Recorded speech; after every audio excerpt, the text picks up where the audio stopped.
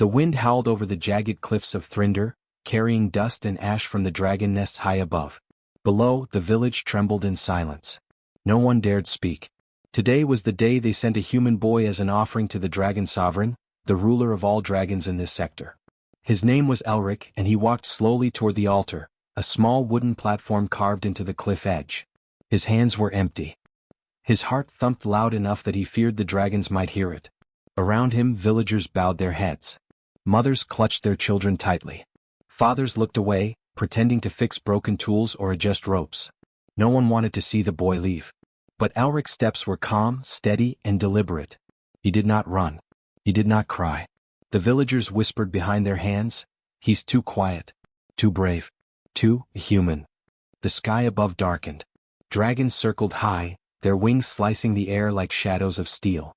Their scales shimmered under the sun, reflecting red, gold, and deep green. They were massive.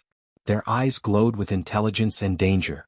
They were older than any human could imagine, older than the stars in this part of the galaxy. And they were hungry for fear. Elric paused at the edge of the cliff. He could see the dragon sovereign below. The dragon was enormous, larger than the tallest building in his village. Its scales were black with veins of silver running like lightning across its body. Smoke curled from its nostrils. Its eyes were amber, sharp, and deep, like molten gold staring straight through his soul. He dropped to his knees not in fear but in respect. The dragon sovereign leaned closer, its enormous head tilting as it studied him. A low rumble filled the air, vibrating through the stone beneath his knees. Every muscle in Elric's body wanted to run. Every instinct screamed to scream. But he did not. He had learned something the villagers had not understood. Dragons did not only respect fear, they respected courage. "Why do you not tremble?" a voice echoed in his mind. Not words spoken aloud, but thoughts projected straight to him. Elric blinked. It was the dragon. It spoke without moving its mouth. The sovereign's mind was strong, sharp, and commanding. It could crush him with a thought.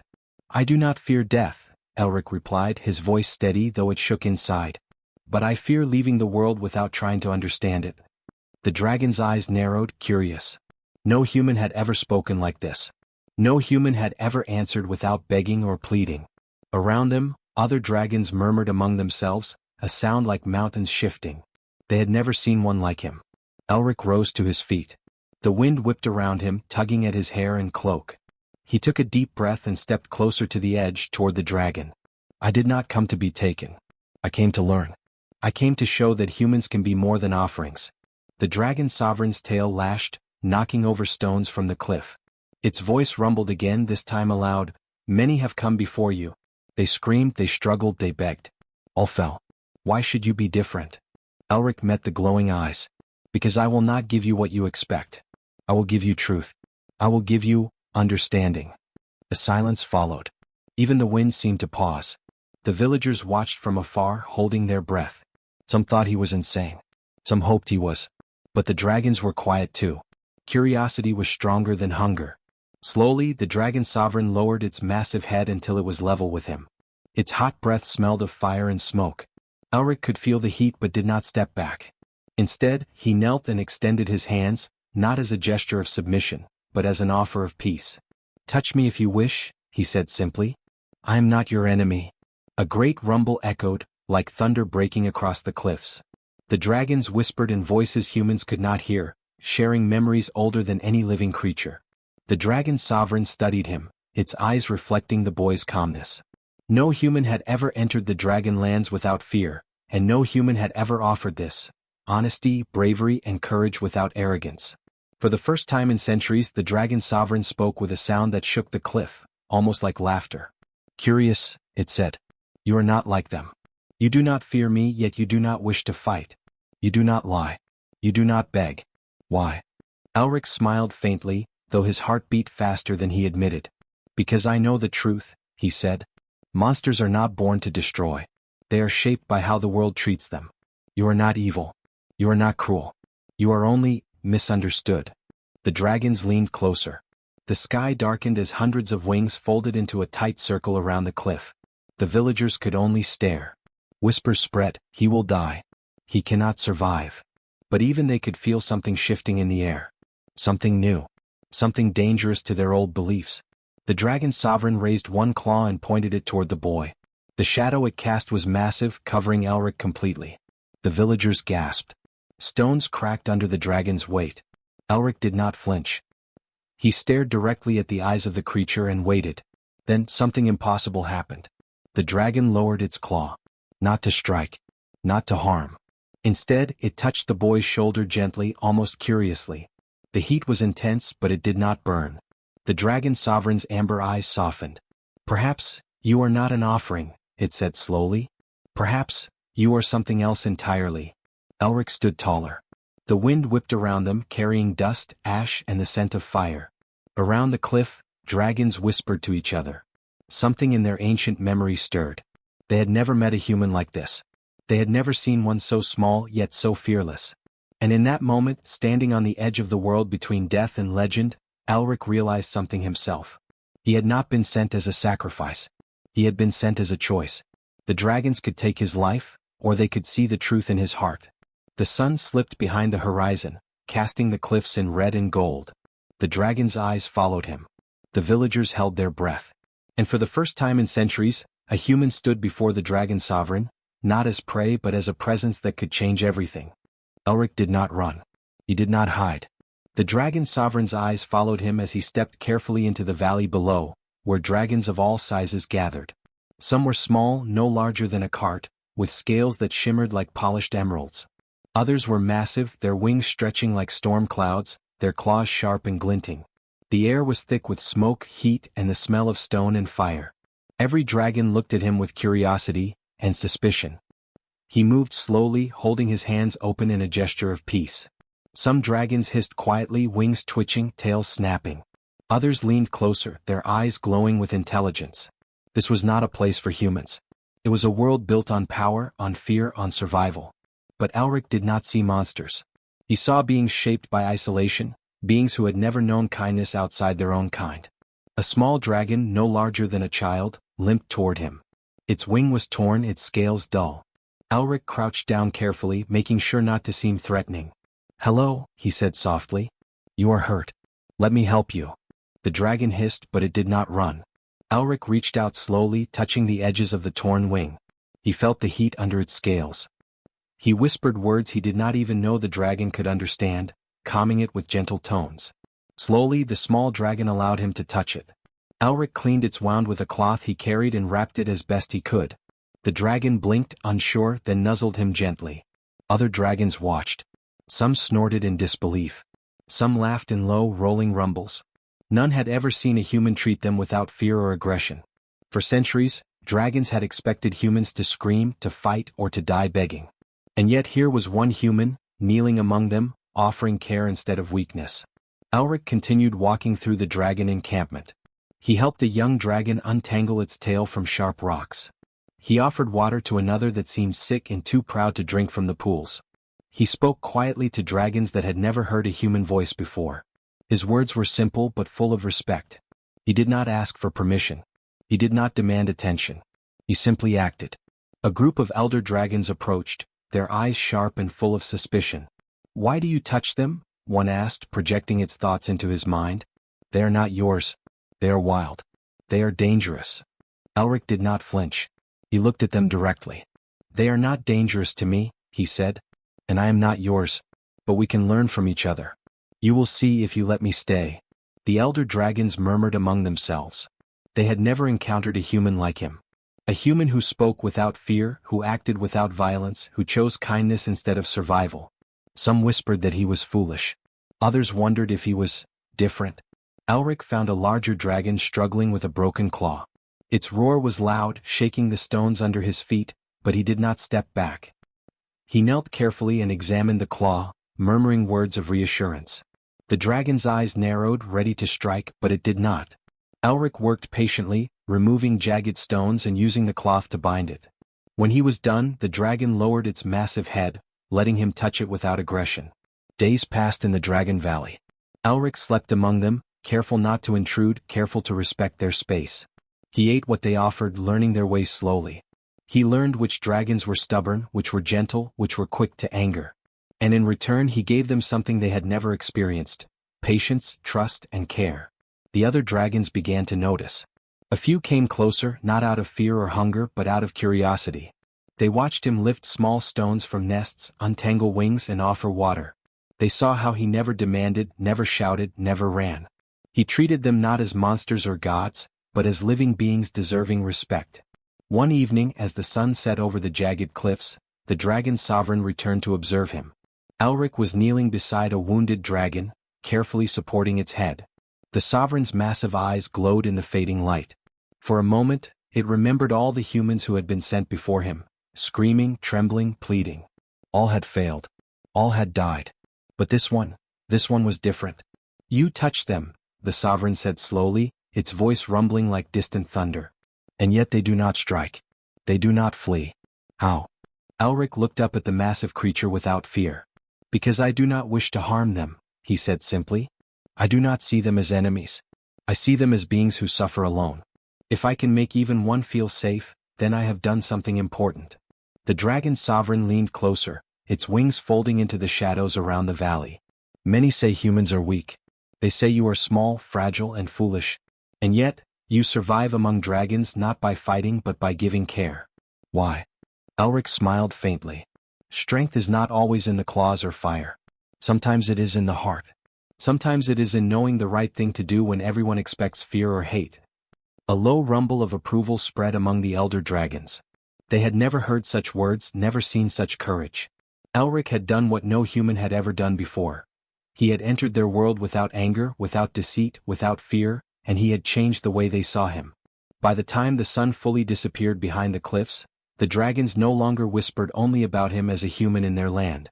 They began to whisper about him as something else, something rare, something powerful in a way no one had expected. And Elric knew, even as he helped the last wounded dragon settle for the night, that this was only the beginning. Among monsters he had chosen kindness. And that choice, simple as it seemed, was beginning to reshape the world around him. Elric woke to the smell of smoke and the low hum of dragon voices. The valley was quiet now, but the dragons had not forgotten him. They moved around in their own way, some watching, some resting, but all aware of his presence. He did not feel fear. He felt curiosity the same way he had felt when he first arrived. He wanted to understand them, to see their truth. The dragon sovereign appeared suddenly, landing with a thunderous crash that shook the rocks. Elric bowed slightly, not in submission but in respect. The dragon's amber eyes glowed in the early morning light. You have stayed among them, the sovereign said. Its voice was not angry. It was curious. You have touched them, spoken to them, healed them. And yet you are still human. You are small. You are fragile. And you survive. Elric looked up without hesitation. I survive because I do not see them as enemies, he said. I see them as beings who suffer, beings who deserve care.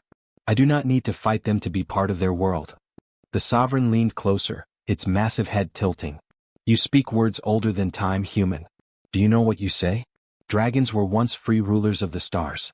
We were feared because no one could stop us. But we were also lonely. We learned to rule by fear because no one offered trust. No one ever tried to understand us. And now, you do. Elric listened carefully. He did not move, afraid that any sudden action might anger this ancient being. You are not cruel, he said softly. You are shaped by the world around you. If others had treated you differently, perhaps your path would have been different.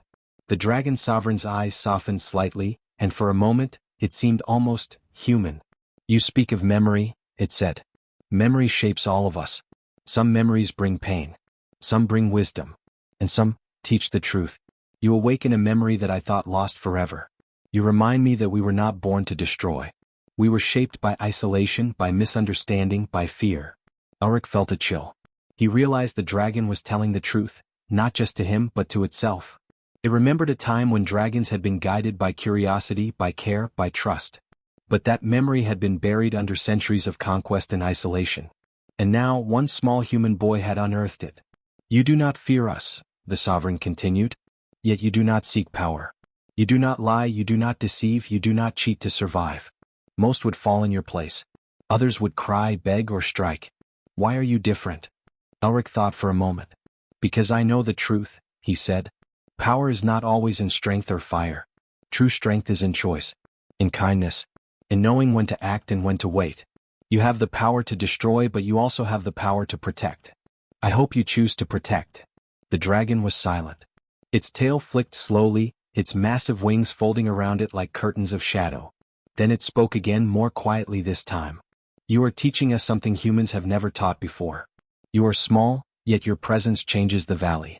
You are fragile, yet your actions speak louder than claws or fire. And yet, there are those who will not accept this. Other dragons will challenge you. They will see you as weak or as a threat to the old ways. Elric nodded. I do not wish to fight. I do not wish to dominate. I only wish to show that humans can be trusted. That we can change things by care, by understanding. That we can be part of your world without being enemies. The sovereign studied him for long moments. Then it said, You are brave beyond reason. Others would see this as foolishness. And yet, there is a spark in you. A spark that has not existed in the memory of dragons for centuries. I see it. I feel it. And I am not sure I fully understand it. But I know it is rare. Elric smiled faintly. I do not seek your approval, he said. I only seek understanding. And maybe, if you let me stay, we can learn from each other. The dragon sovereign tilted its head. Many have come to us thinking themselves clever or strong. They fail because they do not understand. You understand in a way that terrifies me. Its eyes glowed brighter. You remind me of what we once were. And for the first time in centuries, I see a possibility that others might follow your example. Elric's heart thumped. He knew this was only the beginning. The dragons had tested him, and he had survived not through strength, but through care and courage. But the true test was yet to come. Some dragons would resist. Some would challenge him. Some might even try to destroy him to protect their traditions. Your actions awaken old truths, the sovereign said finally. And old truths can change the present. You are small human. You are fragile human. But you have done what others could not. You have shown dragons the power of trust, the power of care, and the power of choice. Remember this, memory shapes all life. And you are shaping ours. Elric looked at the sovereign, then at the dragons around him. He felt a quiet sense of hope. Perhaps this world, so different from his own, could change. Perhaps humans could be seen as something more than prey. Perhaps he could be a bridge between species. And in the shadow of the valley, under the watchful eyes of dragons older than the stars, Elric understood that he had begun something bigger than himself. A single choice, a single act of kindness, could ripple across memory and time. And maybe, just maybe, it could change the galaxy. For now the dragons watched. And for the first time, one of them whispered, not in thought but in voice, something that had not been said in centuries. Perhaps this human is different. Perhaps he is something more than we expected. Elric took a deep breath. He had not yet been crowned, not yet been accepted. But the memory of dragons, long buried, was stirring. And he would continue to show them that humans were not weak, humans were not prey, and humans could teach dragons something no one else could. The sky above the Dragon Valley darkened with an unnatural shade. Clouds twisted unnaturally, and the wind carried a harsh, cold smell. Dragons sensed it first, their wings twitching, their tails lashing, their heads turning toward the horizon. Something was coming. Something dangerous. Elric stood at the edge of the valley, his eyes scanning the distant mountains. His heart pounded, but he did not show fear. The dragons gathered around him, watching silently. They had begun to trust him, to see him not as prey, not as small, but as something rare, a being whose courage could inspire even them. A fleet of ships appeared over the mountains, glinting in the last light of day. They were sleek, alien, and armed with energy weapons. The dragons hissed and roared. Some spread their wings, preparing to strike. Some circled the fleet, their claws ready. The humans in Elric's village would have run, screaming. But Elric did not run. He stepped forward, holding his hands out. Wait, he said. Do not strike yet. The dragon sovereign tilted its massive head. Why? It rumbled. They are invaders. They mean to destroy us. Elric looked at the dragons calmly. Yes, but I am not here to fight. I am here to show them what we can be. If we fight with anger, they will only see monsters. If we act with reason, they may see something else. The sovereign growled softly but did not move. It seemed to sense that the human boy's courage was unusual, even for dragons. The fleet landed. Alien soldiers spilled onto the rocky terrain, their weapons glowing. They were confident, expecting the dragons to attack without mercy. Instead, they saw Elric standing alone at the valley's center, surrounded by dragons, none of them attacking, all of them watching. Elric took a deep breath. I am a human, he said loudly, his voice carrying across the valley. I am small. I am weak. But I am here to speak the truth. You believe dragons are monsters. You believe humans are weak. Look at us. We do not need violence to stand together. We do not need power to be strong. We only need courage and understanding. The aliens hesitated. They were trained to destroy dragons, to fear nothing.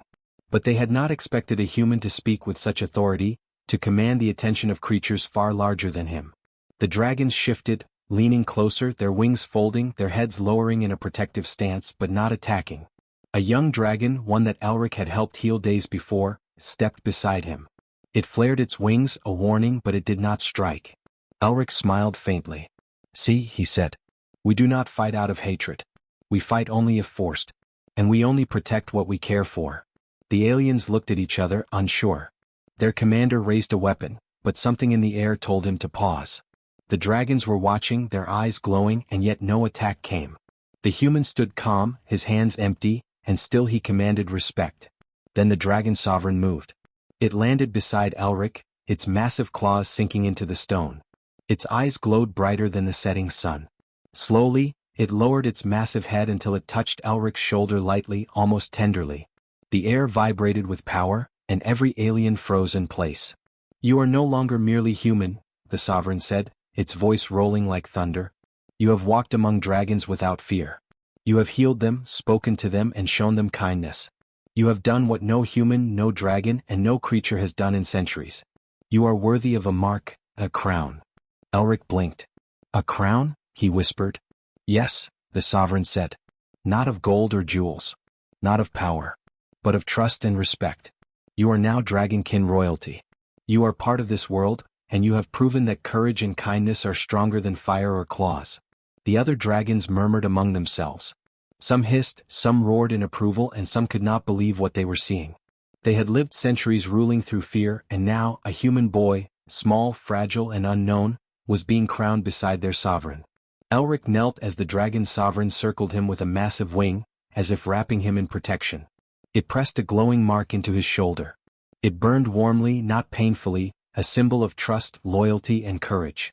Elric felt a strange power fill him, not of magic but of unity. He belonged here not as prey but as something greater. The aliens, seeing this, lowered their weapons. They could not attack. Not yet. The dragons had chosen peace in this moment, guided by a human boy. The commander realized that force alone could not win here. Perhaps some lessons were larger than war. Elric stood slowly, turning to face the dragons. "This is not the end," he said. "This is only the beginning. If we can learn to trust each other, to care for each other, perhaps the galaxy can learn too.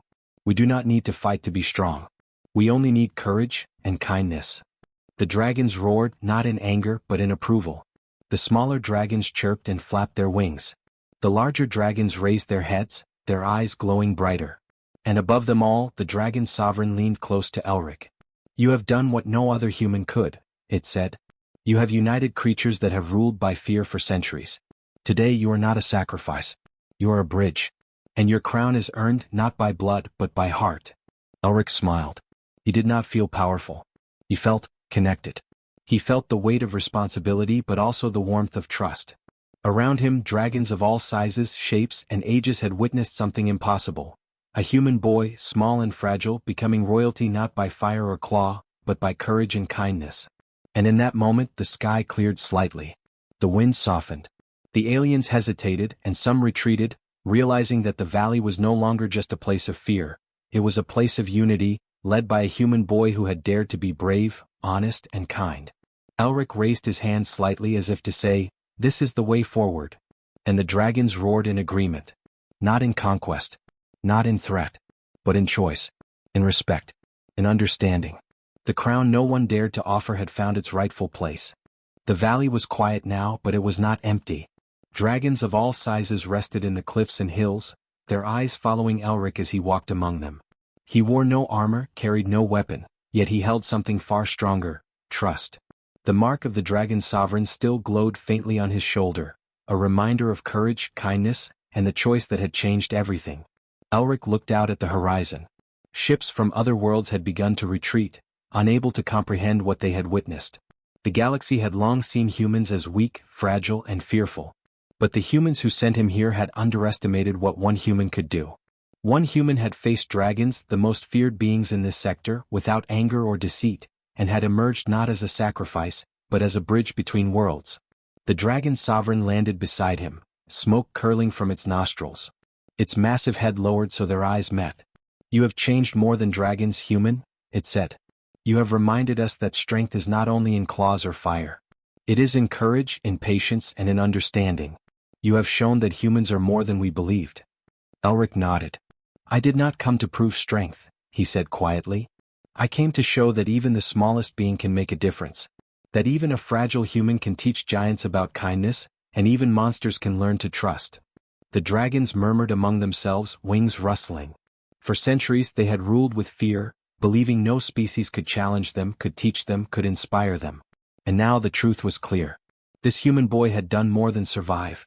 He had awakened something in their memories, something they thought lost. Word spread quickly across the galaxy. Merchant ships, scouts, and travelers told tales of the valley where dragons had bowed to a human's courage, where a human had healed the wounded and commanded respect without violence. The stories traveled faster than any army, faster than any fleet. Soon humans were no longer seen as prey or weaklings. They were beings capable of shaping worlds, teaching even the fiercest creatures that kindness could be stronger than fire. Elric spent his days walking among dragons, listening, learning, and teaching. He learned the language of the dragons, subtle gestures and silent thoughts. He taught them about humans, about our ways, about how even small actions could ripple across time and space. Slowly distrust turned to respect. Fear turned to curiosity. The dragons no longer looked at humans as fragile creatures to exploit or fear. They saw them as allies, as equals in thought and courage. The galaxy watched in awe. Worlds that had once ignored humanity now sent envoys to see this small species who could tame dragons with words and kindness. The human settlements were no longer seen as weak colonies at the edge of space. They were the birthplace of a legend, a species that could change the hearts of the galaxy's oldest and strongest beings. Elric's own village celebrated quietly, knowing that the boy who had been sent as a sacrifice had returned alive, not just alive but crowned by dragons. They had feared his death, mourned before it came, and now they looked upon him with pride. Not because of power, not because of weapons, but because of the heart he had shown. Even the dragon sovereign spoke to other dragons, teaching them what Elric had shown. "We were shaped by fear," it said, "but the human showed us choice. The human showed us kindness. And choice, kindness, these are stronger than fear. They shape not only one being but the galaxy itself." Elric walked among the cliffs, the wind tugging at his hair, the sun warming his back. Dragons soared overhead, some large, some small, and all watched him with new eyes. He was no longer merely human in their sight. He was a symbol, a lesson, and a bridge between two species that had once been worlds apart. Years passed. The valley became a place of learning, not of fear. Humans came to study dragons. Dragons came to understand humans. Together they discovered new ways of living, new ways of seeing the galaxy. Conflicts that might have erupted were avoided. Understanding replaced aggression. And everywhere humans carried the story of one boy who dared to show that courage and kindness could change even the most ancient hearts. Elric never sought glory. He did not sit on a throne or command armies. He simply walked among the dragons, listened, and taught. But his presence alone reshaped the galaxy's view of humanity. Other species began to see humans not as weak, not as fragile, but as beings capable of inspiring trust, commanding respect, and creating peace through courage. One evening, as the sun set behind the cliffs, the dragon sovereign landed beside him. Its eyes glowed softly. "You have changed everything," it said. "You have shown the galaxy that humans are not merely small creatures at the edge of space. They are beings of heart, courage, and choice. We will remember this. And so will the others." Elric nodded. "I did not do it alone," he said. "Every dragon I met helped me teach. Every act of care, every gesture of trust shaped what we have now. This is not my victory, it is ours." The dragons roared in agreement, not in threat, but in understanding. The sound echoed across the cliffs, across the valleys, across the world. And somewhere beyond the mountains the stars seemed brighter, as if the galaxy itself recognized the truth. Humans could change the universe, not with power, not with weapons, but with heart. Elric looked at the horizon, dragons soaring beside him, and smiled. The boy who had been sent as a sacrifice was no longer just a boy. He was a symbol, a bridge, a lesson to the galaxy. And the galaxy had learned something it would never forget. Humanity was not weak. Humanity could inspire. Humanity could lead. Humanity could change even the fiercest hearts. And in that quiet moment, standing between the cliffs and the stars, humans and dragons alike knew one thing for certain. The galaxy would never see humanity the same way again.